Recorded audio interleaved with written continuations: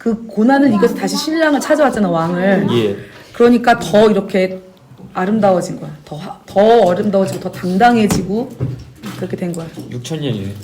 그리고 칭찬과 명성을 얻고 있죠. 맞아. 6장 9절 너무 충격적이에요. 6장 9절? 되게 러브스토리 예상했는데 제가 이거 읽을 때마다 왕비와 홍들이 있잖아 이미. 맞아. 그러니까 왕비가 60명이야 후궁이 80명 이게 내가 읽을 때마다 합의 140. 자랑인가, 이게? 이게 자랑인가? 저기 좋은 포인트예요. 그래서 저는 이런 생각도 했어요. 어쩌면 이게 유대인과 이방인의 차이인가? 아하. 그런 생각도 좀 했어요. 그럴 수도 있겠다. 다시 한 번 더 다시. 그러니까 왕비와 홍들이 있는데 그들은 이미 언약적인 사이인데 남편과 근데 술람미 여인과의 사랑은 그 이후에 또 다시 기회가 주어지는 그런 사랑이 아닌가. 그러면 슐람미가 유대인인가 아니면 후궁과 왕비들이 유대인인가? 뭐 그런 관점도 있을 수 있지만 이런 관점 생각해 보세요. 지금 한 개는 하늘이고 한 개는 땅이라고 생각해 보세요. 한 개는 하늘이고 한 개는 땅이죠. 슐람미가 하늘이고 왕비들이 땅이라고. 하늘에 왕이 하늘에 있어요. 근데 그 왕 주변에 엄청난 신하들 왕을 섬기는 군대들과 있어요. 그렇죠? 근데 그 하늘 보좌에서 섬기는 천사들이 권위가 대단하고 사실 아름답고 온전하고 멋있고 누구나 비할 수 없는 정도의 수준이에요. 근데 이상하게 이 왕은 저 총구석에 저 하늘 저 구석진 곳에 있는 어떤 여자에게 반해버린 거예요. 이 관점으로 설명을 다시 한번 해볼 수 있나요, 누가? 왜냐면 나는 이 슐람미 여인의 이미지를 항상 6장에서 발견했던 이유가 향기로운 꽃밭에서 이르러서 동산 가운데서 백화파를 꺾고 양떼를 먹인다고 하잖아요. 이게 왕비가 할 일은 아니잖아요. 양떼를 먹이는 게 약간 뭐라 해야 되지? 농민이 약간 그래서 좀 낮은 이걸 신고 하는 말이야. 아 진짜 난 진짜 너무 힘들어. 괜찮아. 난 지금까지 내 모든 삶 동안 아가서를 거꾸로 읽고 있었어. 내 모든 상처. 상주야 위로가 될지 모르겠지만 그런 사람 엄청 많아. 난 이 향기로운 꽃밭 이미지를 슐람비라고 생각해. 나는 You know what? I'm not gonna give up on that image. I'm just gonna keep 아니네. 아니 근데 나는 너가 이걸 이해하려고 노력한 그게 너무 대단한 것 같아. 그자 보통은 다 포기해. 나보다 낫네. 뭔 말이야? 이렇게 하는데 네가 이걸 이해하려고 애쓴 그게 너무 좋아. 거꾸로 이해했지만 지금 알았으니까 됐잖아. 이제 오늘 내 세상이 무너졌어. 그래 다시 세우는 거야. 원래 무너져야 다시 세울 수 있어. 근데 솔직히 할렐루야. 머릿속으로 상상한 이미지가 어렸을 때부터 그게 너무 예뻤기 때문에 포기는 안 할 거고. Anyway 됐어요. 그러면 중요한 포인트는 아니에요. 근데 약간 이미지가 이런 것 같아요. 왕비가 60이고 후궁이 80명이고 신효가 무수하대. 이게 하나님의 성기는 수많은 천군 천사와 뭐 세르핀과 막 되게 많이 있는 거죠. 근데 그들 계급 뭐 이런 게 있다고 했잖아요. 그러니까 하나님의 섬기는 그 어떤 역량 그게 다르잖아요. 왕비랑 후궁, 시녀는 사실 왕을 섬기는 사람들이거든요. 그러니까 우리가 왕비를 배우자로도 보긴 하지만 사실은 왕비하고 후궁하고 시녀는 다 왕을 섬기는 사람들이에요. 직업적인 의미에서도 이들이 있고, 근데 딱 왕은 지금 누구한테 꽂혔냐면 이 한 사람한테 꽂힌 거죠. 그러니까 이거는 그러니까 슐람미 여인은 유대인도 되고 열방도 되고 뭐 이방인도 되고 다 되는 거죠. 그냥 구원받을 그 사람, 내가 될 수 있는 거죠. 술람미 여인 접니다. 저. 아멘. 저는 이게 완전하다는 표현이 너무 많이 나와서 흠이 없는 사람. 완전하다는 표현. 사실 천사가 완전하다 생각하는데 그래서 히브리서에서는 천사가 예수를 비교하잖아요. 맞아요. 우리를 완전하다고 말해주시는 분이기 때문에 왕비와 후궁에도 견줄 수 있는 존재가 우리가 된다고 생각해요. 그 반지장 보면 마지막 장면에 모든 그 요정들과 그 신들의 그러니까 그 힘 있는 자들이 프로도 앞에 딱 무릎을 꿇잖아요. My friends, you bow to no one. 대사까지 외웠어. 그거 멋있잖아. 아라곤이 와서 이게 애들이 어정쩡하게 이렇게 인사하려 하니까 My friends 딱 스톱하고 You bow to no one 하고 다 자자자자자자 그 장면. 그런 장면들도 떠올라요. 네. 왕궁들과 후궁들이 그를 칭찬하는구나. 제가 여성이었으면 되게 더 잘 담았을 것 같아요. 약간 그거 같아요. 여성에게 주어진 특권 같아요. 여성들만이 누릴 수 있는 어떤 이 감정이라고 해야 그 되나? 교회는 신부라고 하는데 예수님과 교회 같은 느낌이 나요. 맞아요. Right. 맞아요. 그래서 6,000년째인가 봐 이게. 맞아요. 그래서 12절이 딱 직관적으로 설명해요. 부지 중에 내 마음이 나를 내 귀한 백성의 수레 가운데로 이르게 하였구나. 그러니까 이 술라미 여인이 사실은 그 하나님이 사랑하신 그 귀한 백성. 이게 6장 8절 9절 이걸 이제 이렇게 설명할 수 있어요. 여기서 왕후라는 게 히브리어로 읽어보실래요 누가? 6장 8절 9절 여기서 6장 8절 말라콧 그쵸? 뭐 같은 읽혀요? 천사들. 그러니까 대박. 말라콧. 멜렉이에요 멜렉 여왕인데 근데 이제 여왕을 말하는 거죠. 하지만 사실 여기서는 뭘 말하냐면 하늘에 있는 천사들을 말하는 거예요 지금. 플리가싱 뭐야? 그쵸? 그 다음에 후궁은 후궁, 비빈, 첩들이라고 번역되어 있는데요. 이것은 또 플리가심이라고 있어요. 플리가심. 근데 이 독특한 건 또 이거는 남성 명사로 돼 있어. 그러니까. 네. 맞네. 상상해내면 안 되는데요. 군대인가요? 하늘 군대죠. 이제 나хон 이제 필가시가 맞아. 내 친구가 군대 갈 때 필가시가 부대인가 그런 느낌이야. 맞아. 그래서 아까도 잘 이야기했지만 하늘에 보좌가 있고 그 보좌를 보위하는 군대들이 있는데 그 군대들도 그 더 가까이 1단계 높은 단계가 있고 그게 멜라콧이겠죠. 그 아래 단계는 필라가심이겠죠. 후궁 비빈이라고 표현하고 있는. 그 다음에 시녀가 있어요. 그건 알라모트라도 있어요. 이 알라모트의 알라가 처녀가 잉태하여 아들을 낳으리 할 때 그 처녀인데 처녀들이란 뜻인데 순결한 젊은 여자들을 복수형으로 쓰고 있어요. 시녀들을. 네. 근데 여기서 이제 시녀들은 왕궁에서 허드렛 일을 돕는 여자들을 의미하는 거예요. 그러니까 이게 지금 왕후, 후궁, 시녀 이거 자체가 지금 딱 계급 구조를 이야기하고 있어요. 그러니까 이 천사들의 다 계급과 단계 구조 이런 거 하늘의 왕을 섬기는 그걸 딱 이야기하고 있어요. 예수님께서 그러면 빌라도에게 물어보고 내가 당장 있는 천군천사를 내리고 그럴 수 있는데 그렇지 않는 이유는 사랑을 위해서. 그렇죠. 술람미 여인과의 사랑. 맞아요.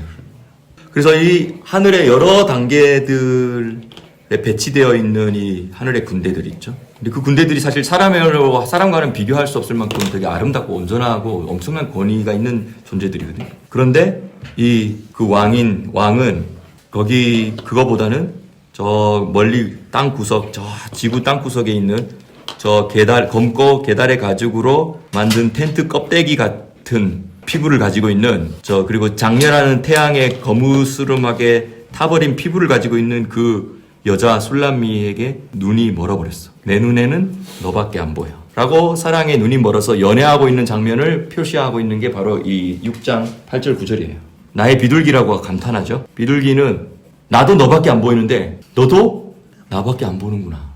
이 비둘기는 이게 시각이 단일각이잖아요. 이렇게 옆에 안 보이는 거죠. 근데 비둘기처럼 주님만 딱 바라보면서 주님만 의지하고 주님만 바라보는 그 사람을 향해서 하나님은 미쳐버린 거죠. 그래서 하나님도 똑같이 고백하는 거지. 나도 너밖에 안 보여. 이렇게. 하늘에 여러 존귀한 자들이 있고 하늘에 이미 영광스러운 천사들이 있으며 수종드는 천사들이 있어요. 근데 만왕의 왕 만주의 주께서 사랑에 빠진 자는 술람미 여인 하나뿐인 것이죠. 제가 알기로는 이 아가서는 성인이 되어야만 읽을 수 있다고 생각하는데 아닌가요? 성인이 되어야만? 네, 읽을 수 있는 성경 아닌가요, 아가서? 유대인들에게. 그렇죠. 이제 중간중간에 좀 이렇게 그런 부분이 있으니까. 근데 그게 아주 명시되어 있는지 아니면 그냥 그 명시되어 있지 않지만 분위기적으로 그렇게 되는지 그건 잘 모르겠네요. 저는 나이가 들어서 그런데 제가 결혼하고 저기 그걸 뜻을 알고 들었으면 미쳐버렸을 것 같습니다. 사랑하고 싶은 거. 와. 유대인 친구한테 한번 물어보죠. 하임이 유대인 친구한테 아가서 읽어봤냐고. 나중에 뭐 사실 확인해보면 좋을 것 같습니다. 하임이 내 친구 중에 성경 안 읽은 애들이 훨씬 많아요. 저 우리 학교에서 제가 성경 제일 잘 알았어요. 유대인 학교에서. 100점 맨날 100점. 그래서 우리 토라 선생님, 나 히브리 못하는데. 그래서 나 토라 선생님이 야 여기 중에서 성경 제일 잘하는 애가 누구냐고. 얘라고. 왜냐고 얘 기독교라서. 유대인들은 성경을 잘 몰라요? 그러니까 이스라엘 국민들이라고. 그러니까 유대인들은 종교인들이잖아요. 이스라엘 국민들은 그냥 평범한 거의 아메리칸이에요. 그래서 성경을 안 읽어요. 그러니까 문화적으로, 그러니까 우리나라의 유교적으로 그듯이 문화적인 그 바탕은 있는데 성경을 안 읽죠. 거의. 예. 탈무드에 대해서 더 많이 아는 것 같아요. 그쵸, 약간 그 내용에 짜투리 그 전통들이라든지 이런 건 훨씬 더 잘 알아요. 그래서 걔네들이 성경을 읽으면 훨씬 이해는 잘하는데 읽지 않을 뿐. 이해는 확실히 잘. 읽어도 잘 모르고. 그렇죠, 그렇죠. 혹시 비슷한 구절이 있는데요. 시편 45편 9, 10, 11절 맞아. 보면 시편 맞아, 45편 맞아, 9, 맞아. 10, 11. 이 구절에 보면 왕의 귀비 중에는 10왕의 딸들이 있으며 왕후는 오빌의 금으로 꾸미고 왕의 우편에 서는도다. 딸이여 생각하고 귀를 기울일지어다. 너의 백성과 아비집을 잊어버릴지어다. 그리하면 왕이 너의 아름다움을 사모하실지 그는 너의 주시니 너는 그를 경배할지어다. 이게 1차적인 의미가 있고 2차적인 의미가 있어요. 1차적인 의미는 뭔 것 같아요? 왕의 귀비. 천사들. 일단 1차적인 의미로 보는 거죠. 왕이 가까이 하는 여인들. 그렇죠. 왕 옆에 있는 여인들. 여기 말라킴이라 돼 있네. 그렇죠. 왕후죠 어쨌든. 근데 다른 나라에서 데리고 온 딸이라는 거예요. 그 포인트를 생각해 보시는 거예요. 다른 나라로부터 데리고 온 공주들인 거예요.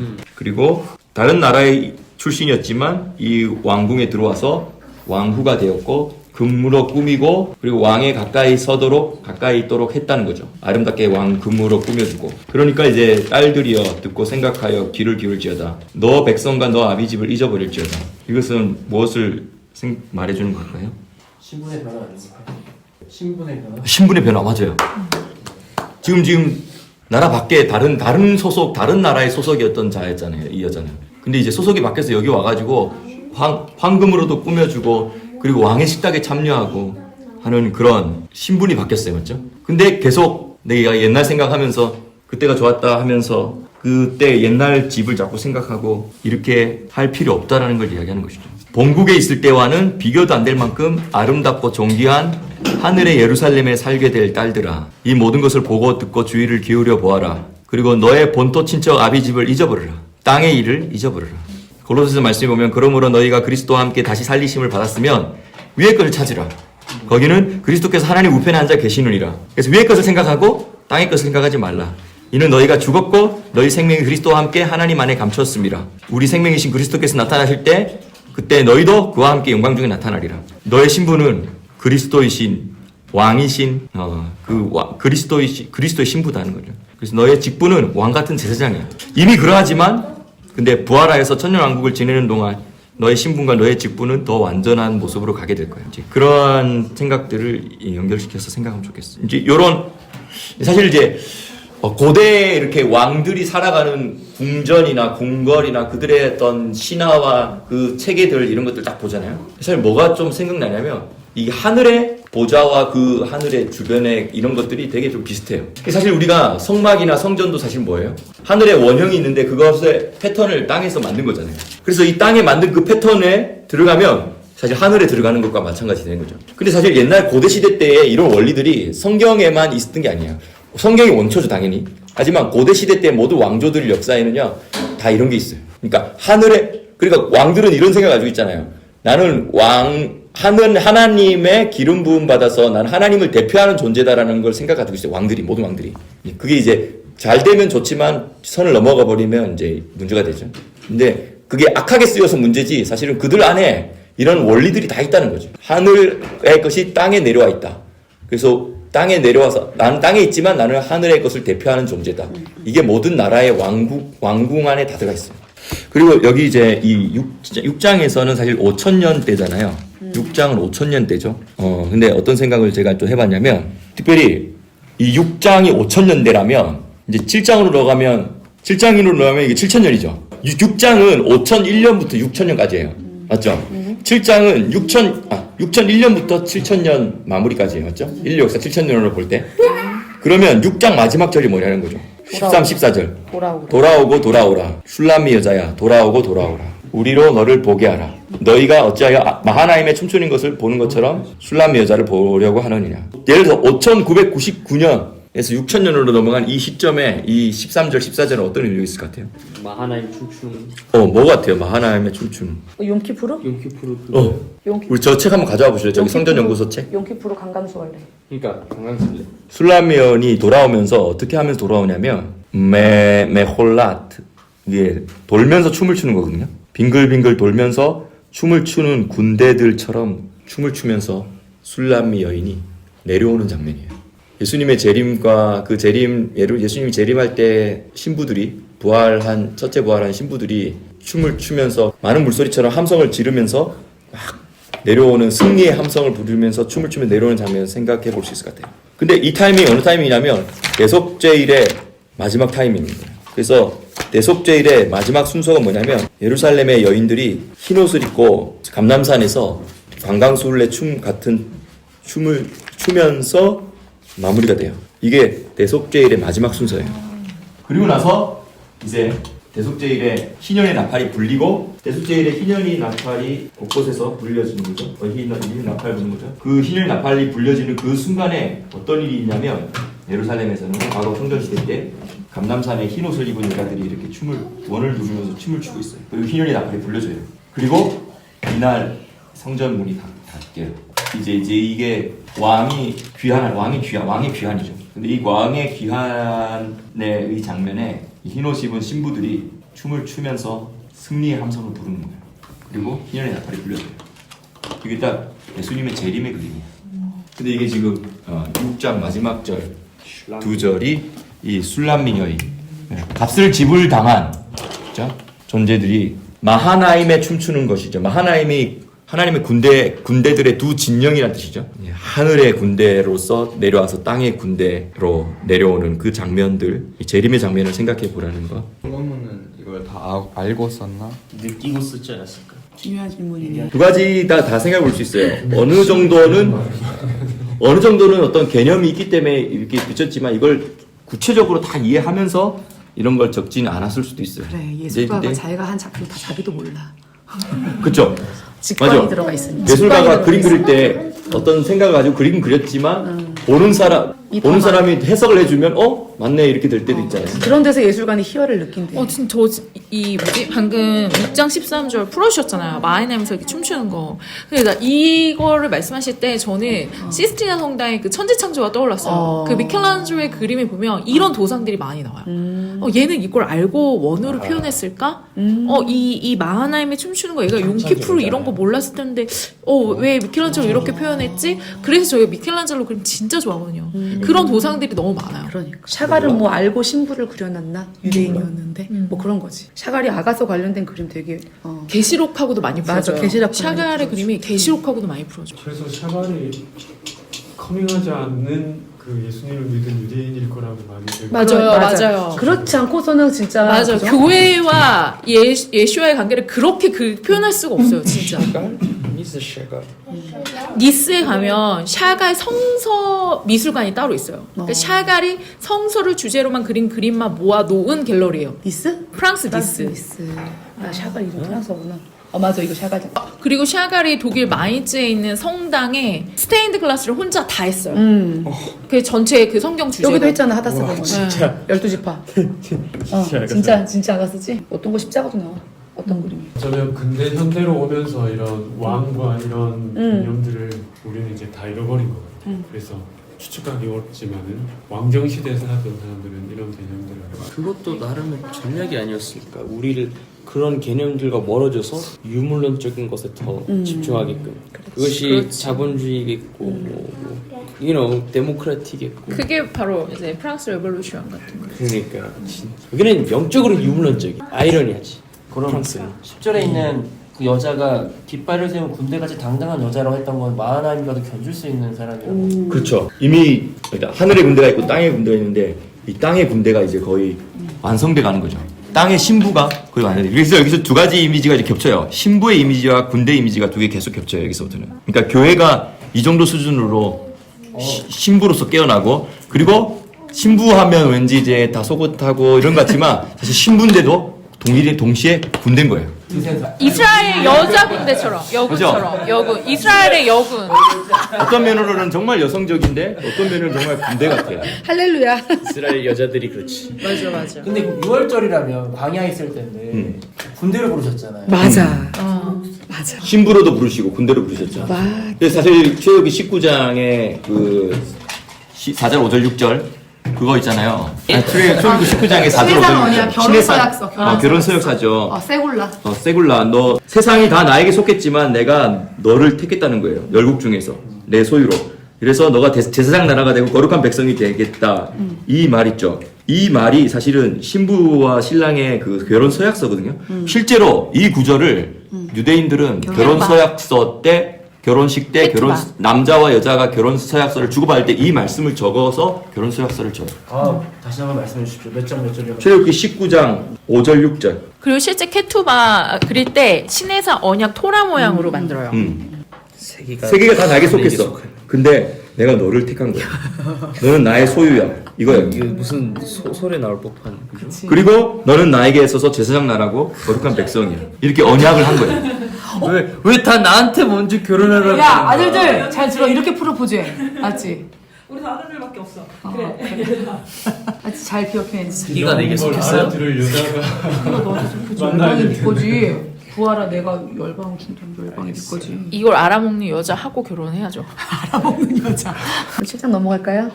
아 여기 재밌는데 6장. 일단 너무 재밌어? 예. 더 머물고 싶어? 좀더 그래서 하늘의 군대가 있었고 땅의 군대가 완성됐어요. 두 군대의 진영. 이게 마하나임 뜻이에요. 두 군대의 진영. 두 무리의 진영. 참 멋있는 것 같아요. 그 군대가 아침빛같이 뚜렷하고 달같이 아름답고 해같이 맑고 기치를 버린 군대같이 어미한 너무 멋있는 이 여자는 누구인가? 와우. 미소 니시카파 크모 샤할 이걸로 누가 노래 좀 만들었으면 좋겠다. 텔레바나바. 오 대박 이거 하우스야. 이거 라임이지. 미소 니시카파 크모 샤할 야파 텔레바나바 케하마 이마 케네 뭐야? 니드갈롯. 니드갈롯이 뭐야? 아, 네 길이구나. 맞아 이게. 사실 이제 이 비슷한 구절이 3장 6절에도 나왔어요. 연기 기둥과 같고 몰약과 유황과 장사의 맞아. 여러 가지 향품으로 향기롭게도 하고 그거는 신랑. 거친 들에서 오는 자가 누구인고. 그리고 여기도 이건 용사 신랑, 60명 이건 나와요. 신부. 난 여기 용사 60명 읽었을 때 여기가 하나님이 이스라엘을 군대로 불렀다 이거와 관련된 건가? 왜냐면 가마를 언약궤로 들었잖아요. 그렇게 읽으려나 생각을 했었어. 근데 사실 이 3장을 만약에 2000년부터 2001년부터 3000년까지라고 본다면 이 시즌에 있었던 게 바로 뭐냐면 모세의 성막과 솔로몬의 성전 둘 다 이 시즌에 들어가요. 아 진짜? 아까 우리 여기 계속 침상 성막 이런 거 나오는데. 그래서 여기 그 재밌는 거는 이제 이거 에녹서의 열일의 묵시에도 보면 딱 예. 이게 이거랑 연결돼요. 이 열일의 묵시에 보면요. 그 7000년 안에 뭐가 들어가냐면 그 모세의 성막과 솔로몬의 성전이 같은 시즌 안에 잡혀 있어요. 근데 여기도 지금 여기도 마찬가지예요. 근데 이 어쨌든 모세의 성막이나 솔로몬의 성전을 바라보면서 연기 기둥 같고 몰약과 유황과 향품으로 막 올라가는 모습이 보이고 거친 들에서 올라오는 자 하면서 이야기하는데 이제 이게 6장 마지막 부분에 가면 이제 그 모습이 온전하고 완성된 모습으로 또 이방인과 유대인이 하나 된 모습으로 아멘. 그리고 이제 딱 준비된 마하나임의 모습으로 군대의 모습으로 하지만 신부의 모습으로 이렇게 딱 올라오는 거예요. 이제 그들이 승리의 노래 함성을 부르면서 춤을 추면서 하늘에서 내려오는 거죠. 사슴을 얘기할 때 항상 쌍태라고 해요. 두 개. 그죠? 쌍태. 예. 맞아 쌍태.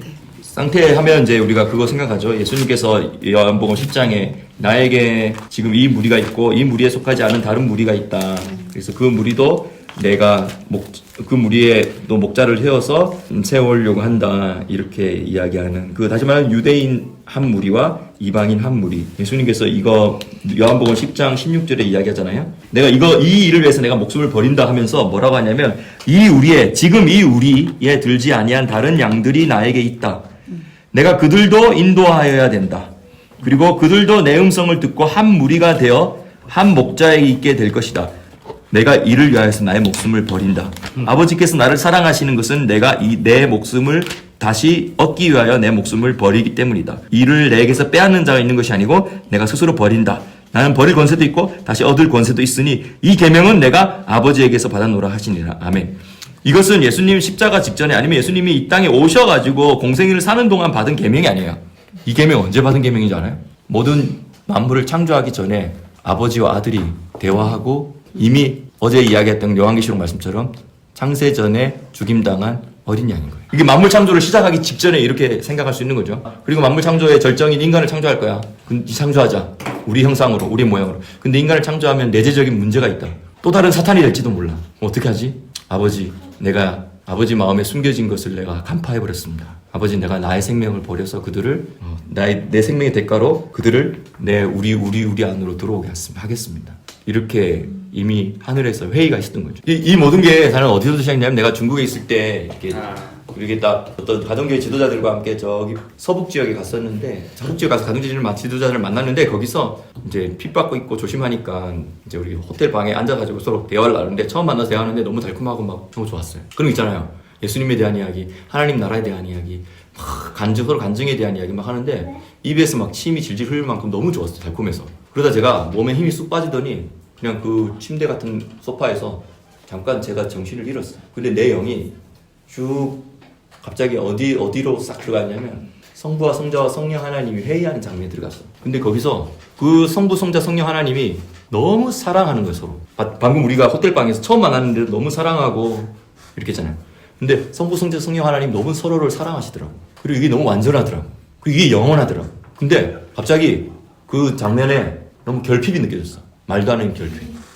어떤 결핍이냐면 이렇게 좋은 거 우리 셋만 영원히 가기에는 너무 아쉽다라는 결핍이 딱 느껴지는 거예요. 이 완전함 안에 말도 안 되는 결핍이 느껴진 거예요. 그리고 그 세 분이 회의를 하시더니 이 완전한 연합과 완전한 사랑, 이 영원한 하나됨 안에 우리 셋만 영원히 가지지 말고 누군가를 초대하자. 그래서 함께 이 사랑을 나누자. 그 회의하는 장면을 제가 본 거예요. 그리고 내가 내려왔어. 그러고 나서 나는 이 모든 생각들을 가지기 시작한 거죠. 그래서 창세기가 시작된 거예요. 시간을, 공간을 하나님이 세팅을 하신 이유는 하나님의 아들들이 나타나기를 원하셨어요. 다시 말하면 이 영원한 연합에 누군가를 초대해서 함께 영원히 함께 보내고 싶어서 더 많은 사람들을 초대하고 싶어요. 그렇게 시작하신 거죠. 처음부터 예정된 거죠. 작정된 거죠. 근데 그것이 이제 6장 막판에 보면 이게 나타나는 거죠. 찬양 생각납니다. 전은주 씨의 그 찬양 아십니까? 영원한 사귐을 날 초대하시네. 주님을 누리며 사는 것대로 날 부르신 대로. 자, 내가 기다릴 테니까 한번 불러봐요.